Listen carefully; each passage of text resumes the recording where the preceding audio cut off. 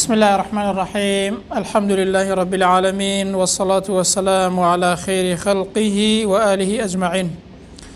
اللهم اشرح لي صدري ويسر لي أمري واحلل عقدة من لساني يفقه قولي برزان أو درسي كدرسي بيدا كين بپشتیوانی خواهی پروردگار درسي كي عقيدة بيدالن عقيدة وكتابك ناوي چيا ناوي أصولي ثلاثة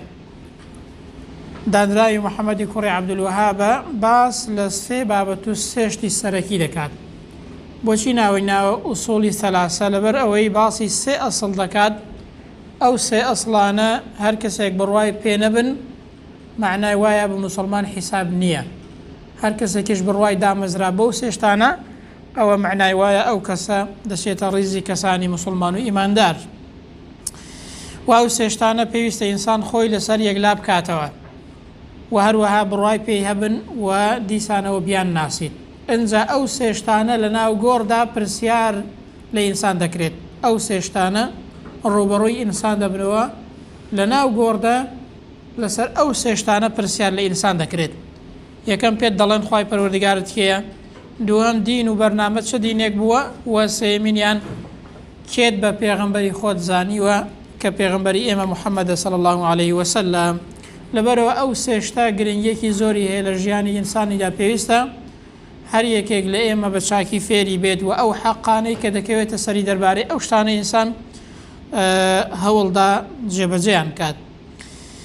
عقيدة باز لچي دكاتو معناي شيا معناي أويا كإنسان أو شتاني كبيوستا ضلو دروني لسر داب مزريت خۆتی لەسەر یەکلا بکەیەوە یەقینت لەسەریدا بمەزرێت ئەو شتانە پێیان دەگوترێت ئوموری عەقیدەواتە ئەو باسانەی کە لە عەقیدەدا باز دەکرێن بۆیە گوتراوە عەقیدە چییە بریتیە لە هەموو ئەو کار و ئەو شتانەی کە پێویستە ئینسان دڵی لەسەریدا بمەزرێت و بەڕاستیان بزانێت و هەروەها دڵی پێی ئارام بێت و یەقینی لەسەریاندا بمەزرێت و هیچ گومانێکی تێیدا نەبێت لەبەرەوەی عەقیدە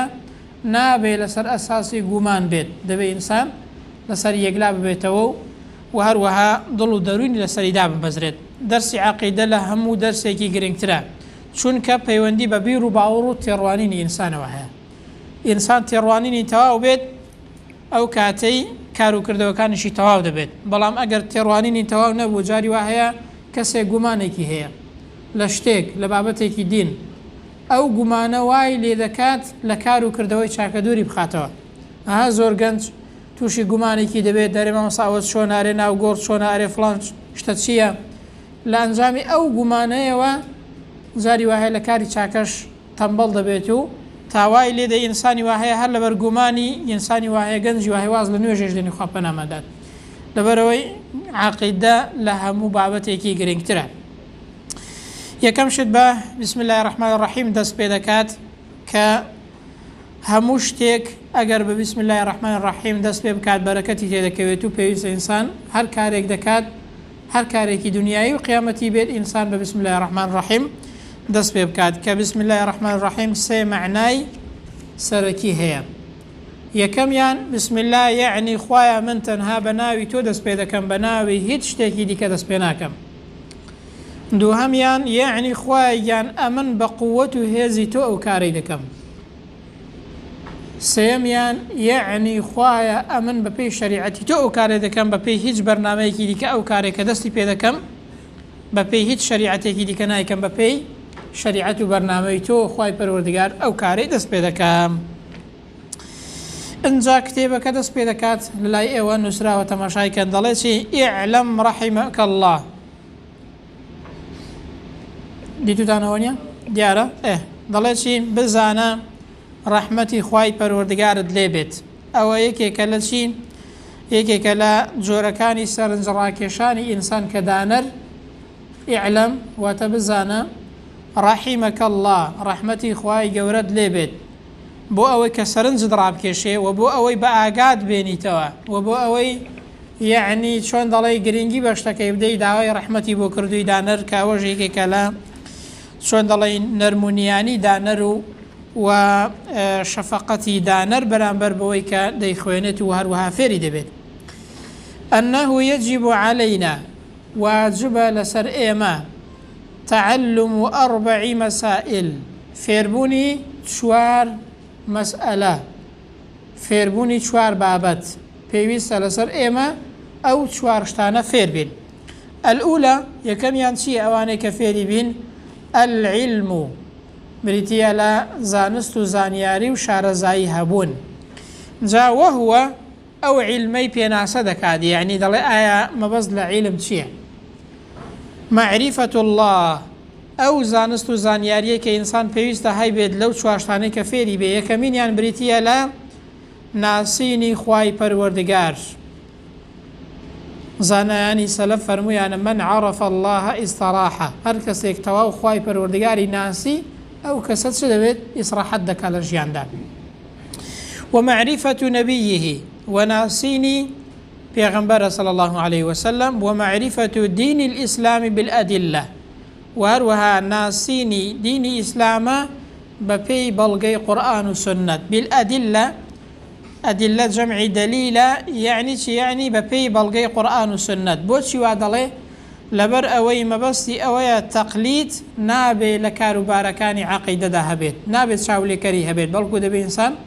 بەپی بەڵگەی قورآن و سنت عەقیدە و بیر و باوەڕ فێر بێت. ئەنجا ئەو بەڵگە و دەلیلە کە ئینسان ئیسلامی پێدەناسێت جاری وا هەیە بە قورآن و سنەتە کە سەمعی پێ دەڵێن، و هەروەها دووهەمیان کە دەلیل و بەڵگەی عەقڵی پێ دەڵێن کە ئینسان لە ڕێی تێڕامان و بیرکردنەوە لە دروستکراوەکانی خوای پەروەردگارەوە ئینسان خوای گەورە دەناسی و ئیسلام دەناسیت. بۆچی؟ چونکە هەموو ئەو کەون و کائیناتە بەڵگەیە لەسەر دەسەڵات و قودرەتی خودای پەروەردگار. گوتراویشە قورئان بۆ ئەو کەسانەیە کە خوێندەواریان هەیە، بوونەوەریش بۆ ئەوانەیە کە خوێندەواریان نییە. ئەو بوونەوەر و کەون و کائیناتە کە خوای گەورە دایناوە بۆ ئەو کەسانەیە کە خوێندەواریان نییە تێڕامێنن دەسەڵات و قودرەتی خوای پەروەردگاریان بۆ دەرکەوێت.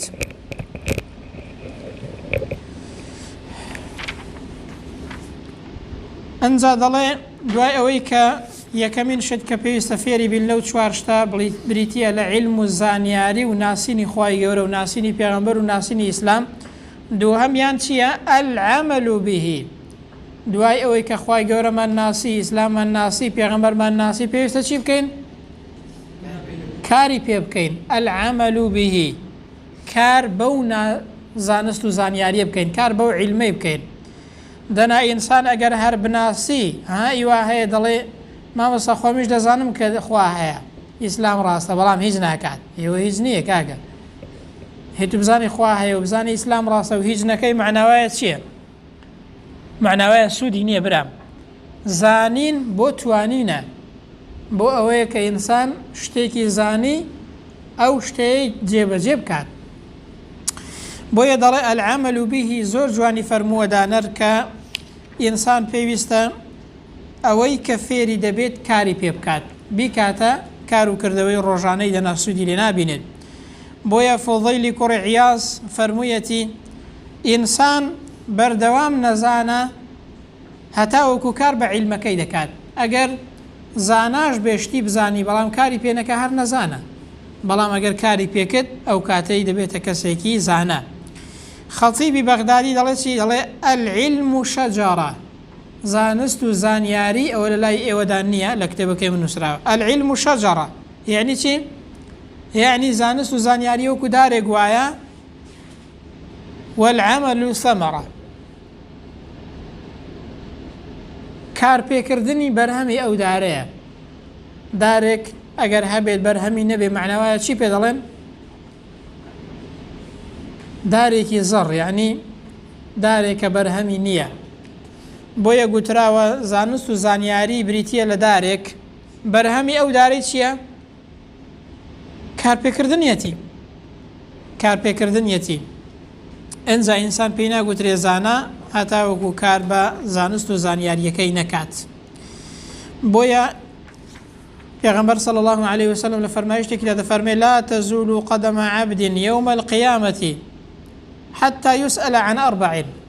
ئینسان لە ڕۆژی قیامەتێدا یەک هەنگاوی نانێتە پێشەوە هەتا وەکو پرسیاری لە 4 شت لێ نەکرێ. ئەو 4 چین؟ یەکێک لەو چوارانە بریتیە وعن علمه ماذا عمل فيه بریتیە لەوەی کە لێت دەپرسرێت ئەو زانست و زانیاریەی کە ئەتۆ فێری بووی دەتزانی چ کار و کردەوەیەکت پێکرد و وەلا چدا سەرفت کرد ئایا دنیات پێ ئاوادان کردەوە یان دنیات پێوێران کرد خزمەتی مرۆڤایەتیت پێکرد یان مرۆڤایەتیت پێوێران کرد ئێستا ئینسان هەیە علمی هەیە بەڵام بە عیلمەکەی فرت و فێڵان نەکا لە جیاتیەوەی کە یعنی خوای گەورەی پێ بناسیت و خزمەتی ئیسلامی پێ بکات و خزمەتی مسلمانان و کۆمەلگای پێ بکات نابینن چەند کەس هەیە کە علم و زانستی هەیە بەڵام علم و زانستەکەی لە چاکەدا بەکار نایێنی ئینسان لی دەپرسرێتەوە بۆیە دانەر دەڵێ دوای ئەوەی کە ئینسان زانست و زانیاری بەدەست هێنا و خوای ناسی پێغەمبەری ناسی و ئیسلامی ناسی دەبێت چی بکات دەبێت کار بەو زانست و زانیاری بکات سێم لەو شتانەی کە ئینسان فێری بێت چییە لەلای ئەوە نووسراوە تەماشایکەن باشە برام ئەوجا کە ئینسان زانست و زانیاری پەیدا بوو کاری پێکرد ئەوجا دەبێت چ بکات الدعوة إليه يعني چی الدعوة إليه بانگەوازی لە پێناودا بکات یعنی بڵاوی کاتەوە لە ناو خەڵکی یعنی دەعوە بانگەواز بکات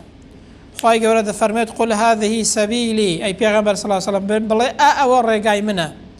ئەدعو إلى الله بانگەواز لە پێناوی خوای پەروەردگاردا دەکەم على بصيرة لسر شي لسر برشاو روشني أنا ومن اتبعني بلي منو شوين كوتو كانم لبناوي خواهي پروردگار دا لسر برسيرة برشاو روني علم وزانست وزانياري چه دكين بانگواز لبناوي خواهي پروردگار دا دكين كواتا هر کسيك خوي بشوين كوتي پیغمبري بزاني دي بسم كات صلى الله عليه وسلم دا بي بانگواز بكا لبناوي ديني خواهي پروردگار دا جاء بانگوازا جاری وهەیە بە وتارە جاری وهەیە بە دەرسە جاری وهەیە بە نەسیحەت و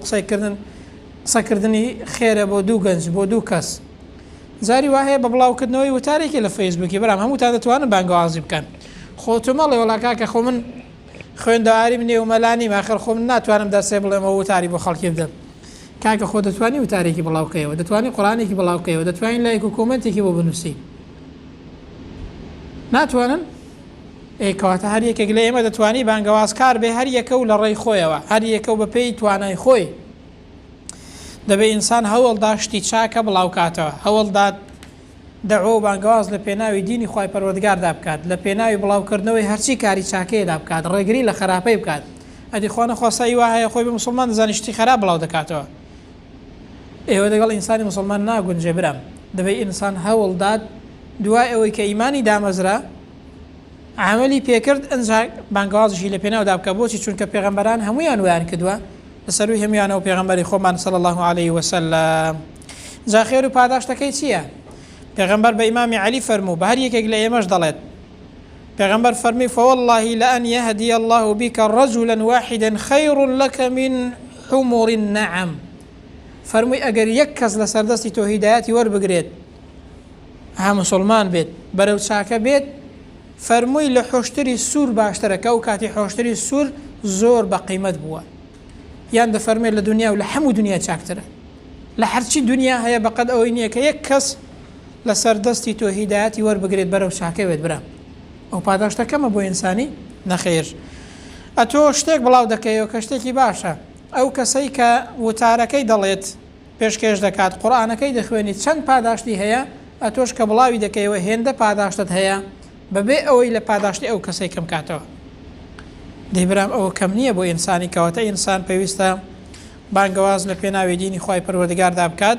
هەروەکو سیفەتی پێغەمبەران بووە سەلات و سەلامی خوای گەورەیان لەسەر بێت ئێمەش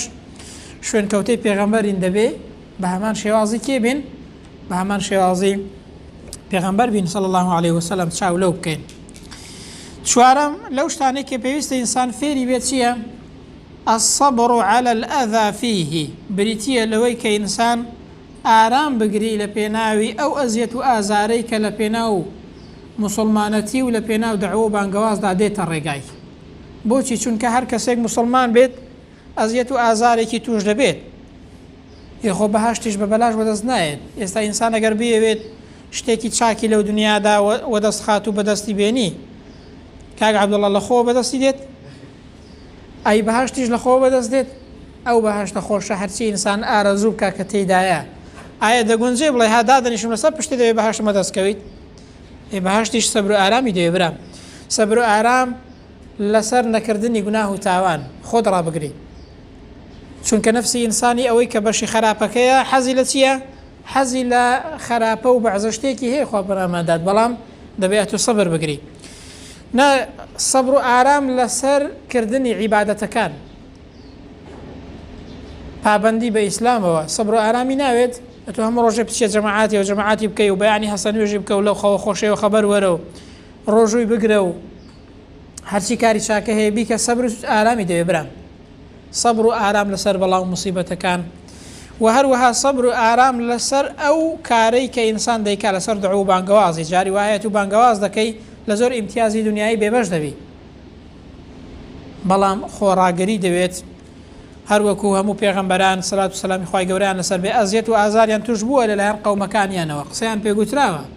بەڵام ئەوە ساردی نەکردوونەتەوە بۆیە خوای گەورە بە پێغەمبەری دەفەرمێت چی فەصبر یعنی چی فەصبر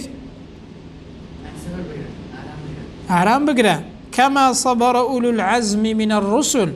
هەروەکو چۆن پێغەمبەرانی پایابەرز سەبر و ئارامیان گرتووە لە پێغەمبەرانی پێشتووی پێغەمبەر صلی الله عليه وسلم لوقمانی حەکیم بە کوڕەکەی دەڵێت کە ئەوە هەموو ئامۆژگاریەکە بۆ هەموو گەنجێک دەڵێ چی دەڵێ یا بونەیە ئەقیمی الصەلاة ئەی کوڕەکەم نوێژکە وأمر بالمعروف وانهى عن المنكر وهروها أمر بساكە بکە و ڕێگەری لە خراپە بکە واصبر على ما أصابك ئارام بگرە لەسەر ئەوەی کە تووشت دەبێت إن ذلك من عزم الأمور بەڕاستی ئەوە لە کارە هەرە بەرز و چاکەکانە بۆ ئینسان کەواتە ئینسان دەبێ سەبر و ئارام بگری لە پێناوی ئەوەیدا کە دێتە ڕێگای لە پێناوی چدا لە پێناوی ئەوەیدا کە ڕای دەگەێنی و لە پێناوی ئەوەیدا کە پابەند دەبی بە ئیسلام و بە دەعوە و بانگەوازەوە ئەو چوار شتانە پێویستە ئینسان چ بکات پێویستە ئینسان زۆر بە جوانی هەوڵدات فێریان بێت لەبەر ئەوەی ئەرکی هەموو موسڵمانێکە و پێویست و لازمە لەسەر هەموو ئینسانێکی ئیماندار هەموو گەنجێک ئەو چواشتە فێر بێت یەکەمیان چی بوو ناسینی خوای پەروەردگار و ئیسلام و پێغەمبەرە صلی الله عليه وسلم دووهەمیان کارپێکردنیەتی سێهەمیان چییە دەعوە و بانگەواز لە پێناویدا بکەیت چوارەمیان سەبر و ئارام بگری ئەنجا دانەر دەڵێت والدليل قوله تعالى بەڵگەمان چییە لەسەر ئەوەی کە لە ڕابردوودا باسمان کرد یاخود لەسەر ئارامگرتن لەسەر سەبر و ئارام لەسەر دەعوە و بانگەواز و دینداری دەفەرمێ خوای گەورە فەرموویەتی بسم الله الرحمن الرحیم والعصر سوێند بەکات إن الإنسان لفي خسر هەموو ئینسانێک لە زەرەر و زیاندایە إلا الذين آمنوا تەنها کێنە بێت ئەو کەسانەی کە ئیماندارن و ئیمانیان هێناوە وعملوا الصالحات لەگەڵ ئیمانەکەشیان چ دەکەن کار و کردەوەی باشەکان ئەنجام دەدەن کار و کردەوەی باش چییە ئەوەیە کە موافقی شەریعەت بێت وتواصوا بالحق ئەو کەسانەش زەرەرمەند نین کە لەگەڵ ئیمان و کردەوەی چاکدا ئامۆژگاری یەکدیکە دەکەن لەسەر حەق و ڕاستی و لەسەر ئیسلامەتی وتواصوا بالصبر وهروها ئامۆژگاری یەکدیکە دەکەن لەسەر چی لەسەر ئارامگرتن واتە سەبر و ئارام یەکێکە لە فەرمایشتەکانی خوای پەروەردگار و فەرمانی خوای پەروەردگار قال الشافعي رحمه الله تعالى إمام شافعي رحمة خوای گەورەی لێ بێ دەفەرمێ چی لو ما أنزل الله حجة على خلقه ئەگەر خوای پەروەردگار تەنها ئەو بەڵگەی نارد با خوارەوە بۆ دروستکراوەکانی بۆ ئینسانەکان إلا هذه السورة لكفتهم ئەگەر نەینارد باە تەنها ئەوە نەبێت ئەوە بەسییان بوو واتە ئەو سوورەتە ئەگەر تەنها بە لەو بابەتەیدا تەبعان نەک لە هەموو بەشەکانی دینداریدا لەو بابەتەیدا تەنها ئەو سوورەتە کیفایەتە بۆ ئەوەی کە ئینسان هێندە گەورەیە یعنی کیفایەتی پێبێت لەسەر ئەوەی کە ئەو کەسانە زیانمەند نین کە ئیماندار و کردەوەی باش دەکەن ئامۆژگاری یەکدیکە لەسەر ئیسلام و حەق دەکەن و هەروەها ئامۆژگاری یەکدیکە لەسەر سەبر و ئارامگرتن دەکەن وقال البخاري رحمه الله تعالى إمام بخاريش لا بابلن كتابكي خويدا لكتابكي خويدا كصحيح بخاري هي وشان كتابكي ديكشي هي شي نسيوا بابێکی نووسیوە لە کتێبەکەیدا دەڵێ العلم قبل القول والعمل، یعنی زانست و زانیاری پێش قسە و پێش کردەوەیە. واتە یەکەم شت دەبێ ئینسان بزانێت، یەکەم شت دەبێ ئینسان خوای گەورە بناسێت، ئیسلام بناسێت، چونکە بە بێناسین ناگونجێ ئینسان کار و کردەوەکانی دروست بن. خۆ ناگونجێت و بڵێ کاکە وەڵام مسلمانەتی هەر لە باو باپیرانمەوە بۆ مەجێ ماوە و نازانم ئەرێ شتێک دەکەم بەست هیچی لێ نازانم. دەبێت لەسەر زانست و زانیاری بێت. گەنجێک بە کابرایەکی مەسیحی گوتبوو مسلمان بە، گوتبووی ئەگەر مسلمان بم چ بڵێم چ بکەم؟ گوتبووی وەڵای نازانم، بەزەوە دەزانم مسلمانەتی شتێکی باشە. و گوتبووی برام وەڵایگە هەر نەزانی دینەکەت چییە و نەزانی دینەکەت باسی چ دەکا و ئەدی تو شوێنی چی کەوتی؟ وەڵا هەر دینەکەی خۆم باشتر. تەماشاکە ئینسان نابێەوە بەو شێوازەی یعنی نەزان بێت دەربارەی دینەکەی. دەبێت ئینسان کاروبارەکانی دینداری خۆی بزانێت، فێر بێت. والدليل قوله تعالى، دليل ما لسر علم زانست و زانیاری چیە؟ خوای گەورە دەفەرمێ فاعلم، بزانە ئەی پێغەمبەر ئەی ئینسان ئەی مسلمان، أنه لا إله إلا الله، بێزگە لە الله هیچ پەرستراوێکی بە حەقی دیکە نییە کە بیپەرستی. ئەنجا واستغفر لذنبك، داوای لێبردن و لێخۆشبوون بۆ گوناهەکانت بکە. فبدأ بالعلم، دەڵێ یەکەم جار دەستی پێکردەوە بە چی؟ بە زانست و زانیاری. فاعلم، بزانە، یعنی فێر بە ئەی ئینسان. قبل القول والعمل، پێش ئەوەی کە باسی قسە و کردەوە بکات، باسی چی کردووە؟ باسی فێربوون و علم و زانست و زانیاری کردووە.